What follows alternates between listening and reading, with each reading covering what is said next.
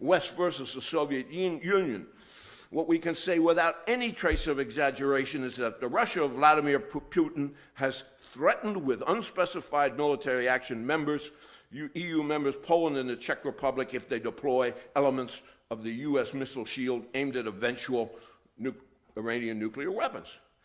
They threatened withdrawal from the Treaty on Limitation of Conventional Forces in Europe that would significantly alter the security status of all the EU's members. And they have suspended or threatened to stop delivery of energy supplies to various European neighbors. The small Baltic Republic of Estonia has been warned and bullied in other circumstances. Human rights groups and demonstrations have been put down violently, press freedoms restricted, and journalists murdered. This is not rhetoric again. It's not the Cold War. It is a new and evolving situation that the EU must deal with and has not shown an inclination to do so. I was intrigued last week by an editorial in Süddeutsche Zeitung, a left-of-center newspaper, describing the EU's attitude toward all of this. To paraphrase, it said, and I'm quoting the editorial, Putin has risen so high that the EU looks up to him almost reverently.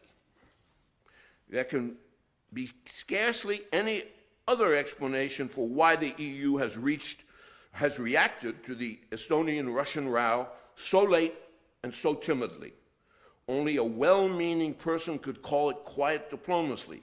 It betrays much that the EU calls the dispute a bilateral issue. It doesn't want to endanger the already difficult negotiations with Moscow over a new partnership agreement by interfering too loudly in this conflict. But if the EU conceives itself as a community espousing solidarity, then it must answer the Mayday call from Tallinn. Otherwise, its credibility is at stake. The Süddeutsche Zeitung, amazing. A couple of weeks before Peter Mandelson, the EU trade negotiator, had offered some more truth about the circumstances. He said the incoherence of European policy toward Russia over the last decade has been, frankly, alarming. No other country reveals our differences as does Russia. This is a failure of Europe as a whole. A less cautious spirit might add the failure of the EU to stand up to Russia in every area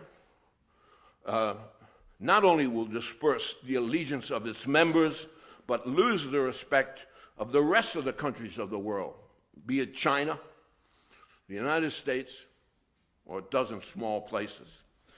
Looking at the situation from a distance, there is something unsettling about Europe's lack of alarm. Richard Holbrooke, the American who brokered peace settlements in the Balkans when the EU attempts failed in the 90s, did not put a fine point on it. If Putin vetoes the UN plan for a supervised independence in Kosovo, Holbrooke said at a forum in Brussels, there will probably be violence on the ground, and it will be the fault of the Russians, and to me, it will be a defining issue about Russia's role in the world. I'll venture a guess here. Today, on its own, the EU cannot say with one voice what constitutes a defining issue about Russia. In fact, its voice would be split into parts. So different is the EU's nature from that founding unit of 6, which spoke as one on the danger of the Soviet Union. Obviously, we're talking about different animals. Russia now and the Soviet Union then, the startup common market, and the EU of today. But if Russia is determined to function as a petro-military power, wanting to look eye to eye at the United States, then this EU is going to have to make security issues and their economic implications at the heart of what it does. Soft power? Putin wouldn't recognize soft power if he stepped into it.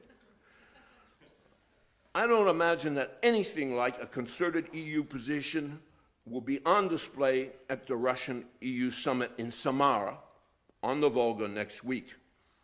equidistance between America and Russia, the dream of some during the Cold War and the goal of others in Europe today, constitutes a rejection of reality.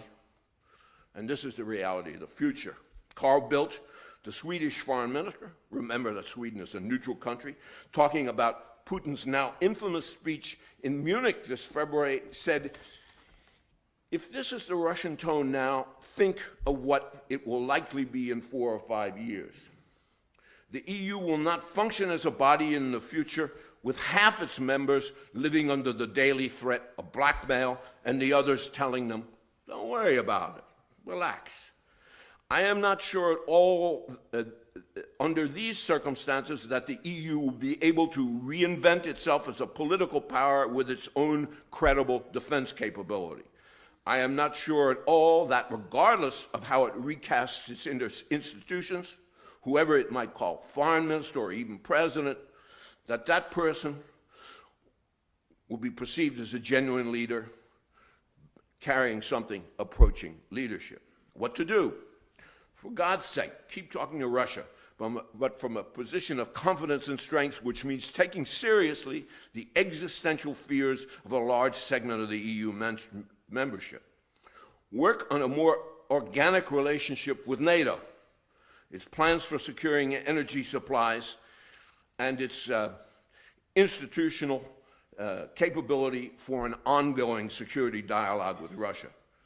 In truth, NATO has a level of credibility in what I'd call Europe's existential zone that I fear the EU will probably forever strain to achieve.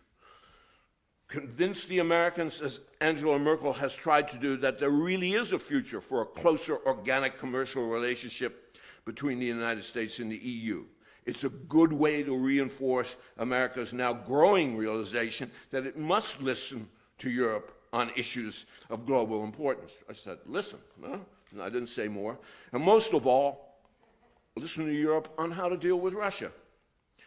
There's no desire to push away Robert Zoellick, former Secretary, there's no desire to push Russia away. Robert Zoellick, former Secretary of State and the American who was really America's engineer of German reunification, said in Brussels recently, but Russia's got to give us a little room too. Whether it's the Balkans issue or how you treat some of your small, weaker neighbors, you're threatening at this point. All of this does not give us a lot of room to work with. To strengthen its cohesion and its long-term perspectives for unity, the EU might well concentrate on strengthening the most practical, visible, and appealing aspects of its brief, those that make a positive impact on its citizens, and close the gap that's estranged them from their old affection from the European undertaking. But it's fair and necessary to ask questions about leadership. How the EU can acknowledge it must deal with Russia in another way if it hopes to retain its unity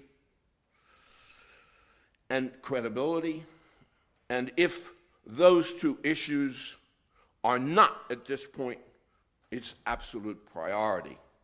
Mrs. Merkel will head to Samara next week after describing her mission this way: we must try to put aside the mistrust.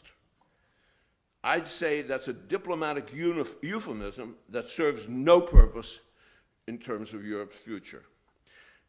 And I'd say it both covers up reality and exposes a weakness that will affect the lives of everybody here. Thank you very much for your attention. I'd be happy to hear questions if there are any.